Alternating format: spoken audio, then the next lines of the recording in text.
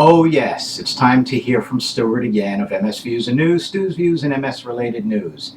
Yes, I know that many of you just can't wait to hear what I have to say each week. And so, this week I wanted to talk about sex and MS, or sex and intimacy. After all, who doesn't really want to discuss sex and MS, or just sex alone, or just intimacy alone, right? I mean, we just many of us have problems with this, with our sensory dysfunctions, unable to feel certain things from the waist down, and some of us even from the waist up, some of us just with our hands. I, for one, can't feel anything with my fingertips on my left hand. Yes, I have no sensory feeling with just my fingertips. And it's dangerous, of course, when holding a cup of coffee, especially if it's hot. But think of how else it might affect me or affect my partner when we're trying to be intimate, or we are being intimate, but I just can't feel correctly with that hand. But yes, so for me, obviously, sex and MS is quite an important topic. And no, I'm not a counselor, so really anything that I say, just throw your hands up about. You really need to speak with a sex therapist if that's the case. But we're going to keep this at a PG rating. I'm just going to list or narrate some information to you that the National MS Society has on their website pertaining to hormones and sex and MS and sexual intimacy and so on and so forth. So for now, enough with the video portion, and listen to the narration, and then I'll come back and do a little bit more video. Okay? Thank you. So for many of us, getting back into the sex and MS, by the way, this program is rated PG, all right? I mean, there's nothing being said here that will hopefully not embarrass you or anybody else. So just listen, and let me read this stuff to you that I just found on the National MS Society's website on intimacy and MS. It's intimacy and sexuality in MS. It's written by Dr. Rosalind Kalb, and on the cover is a person that I happen to know. He's out in Los Angeles. I don't want to mention his name, but it's good to see that he and his wife made this cover. All right, so what does intimacy mean? For many people, the term is synonymous with sex. In other words, being intimate with another person means having a sexual relationship. A satisfying intimate relationship, however, rests on a much broader foundation of trust, openness, honesty, and communication, shared goals and expectations, and a mutual respect and concern of each other. So intimacy refers to all of the ways, both verbal and nonverbal, in which partners connect with one another and enjoy their unique closeness. The booklet that I'm reading from discusses some of the ways in which MS can affect intimacy between partners by bringing about changes in their roles and responsibilities in their relationship, disrupting people's plans and expectations for the future, changing sexual feelings and responses, and making it harder to share uncomfortable feelings and fears. Now, in this reading that I'm looking at, it's taking a look at challenges to intimacy, like MS is a third wheel.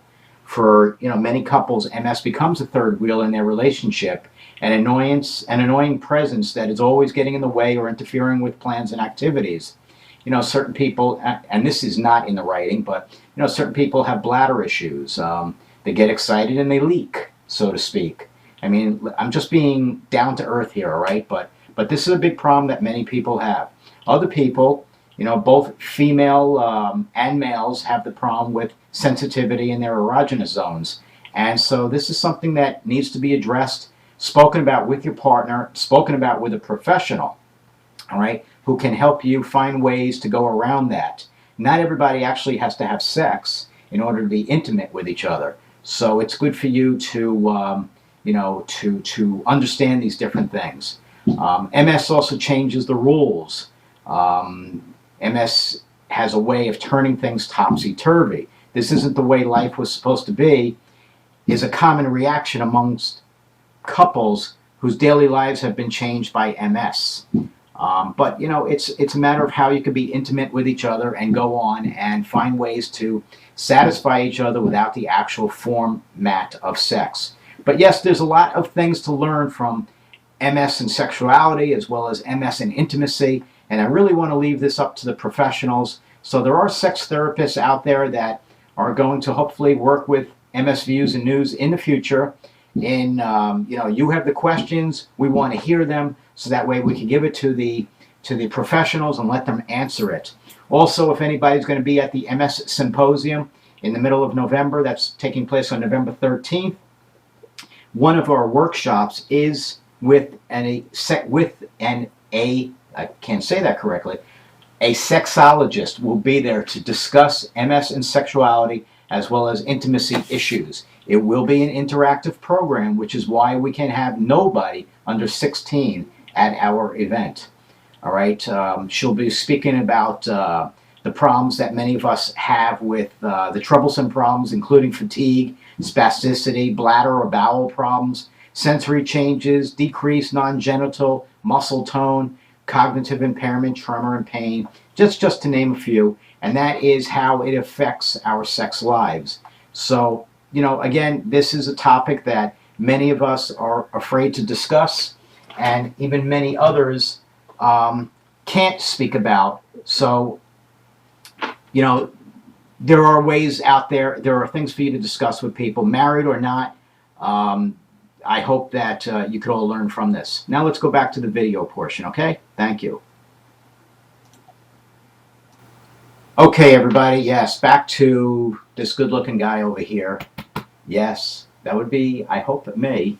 But anyway, yes, I just wanted to, again, bring up about this MS and sexuality issue. Because I am not a counselor or sex therapist, intimacy partner for you or anybody else you know, I just wanted to briefly touch on the MS and sexuality or MS and intimacy issues, so that way you can know that you are not alone. For those that are affected by this, you are definitely not alone. There are thousands of persons with multiple sclerosis. There are hundreds of thousands without multiple sclerosis that are affected as well with problems, sexual dysfunction or intimacy problems. You may have a great marriage and yet you have no intimacy. You don't know why. Maybe too many years together, maybe not. I don't know. I'm not the therapist and I'm not the person for you to speak to about this, but I just wanted to bring up the issue. All right, so and it's not just that. I mean, you could be extremely intimate with each other and find that you cannot perform. Again, this is not a topic for me to get into detail about. It's just an issue that I wanted to bring up, and so that, again, you see it's coming from my lips to your ears, to your eyes. Hear about it. Know that you're not alone. Find the help that you need. Go to the National MS Society's website, look up Sex and MS or MS and Intimacy or Intimacy and Sex or whatever. Look at the Foundation's website. I'm sure that they have things on there as well. We're talking about the MS Foundation, which is at www.msfocus.org. See what they have in print about this. And then, of course, find a person to sit with and talk as a couple or you alone. There are plenty of persons out there, professionals for you to speak with. So for now, I just want to say thank you again for listening to me this week, and see our sponsors, view our website, find us on Facebook. You can find Stuart Schlossman on Facebook. You can find MS Views and News on Facebook. And now we also have a chat page on Facebook, which is now starting to develop. People are there to chat with each other. They're talking about the different medications. They're talking about different aspects of their lives, and maybe you want to bring up about MS and intimacy or sex and MS, okay? So anyway, thank you very much, and have a great week. We'll be back with you next week again for another topic.